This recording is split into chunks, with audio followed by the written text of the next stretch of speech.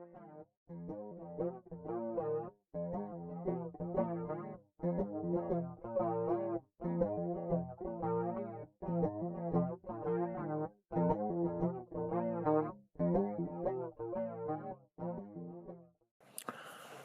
om længe kommer der nu her en ny video fra undertegnet.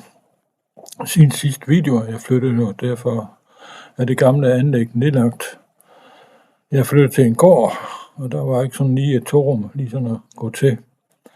Jeg har derfor omdannet en gammel svinestald til et torum. Det var nu ikke sådan lige til at gå til. Loftbjælkerne var temmelig lavt hængende, så derfor måtte det laves om. Jeg fik en tømrer til at lave en bærende væg, og de nye bjælker blev lagt på skrå og hen på den bærende væg, så man kunne gå rundt uden at støde hovedet. De gamle vægge var kalkede, og de måtte omstændigt vaskes ned. Der var 3 vinduer i rummet, hvoraf det midterste blev omdannet til en dør.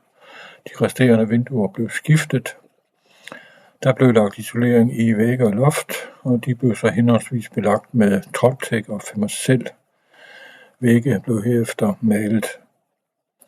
Gulvet, det var nu temmelig skråt, og derfor blev der lagt gulvstrøjer rettet op, isoleret og lagt spånpladegulv.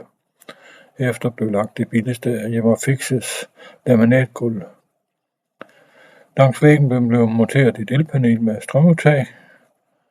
Byggeprocessen har taget cirka 2 år.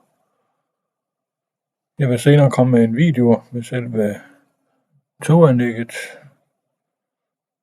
som jeg er gået i gang med, men her i 2026 endnu er langt fra færdigt.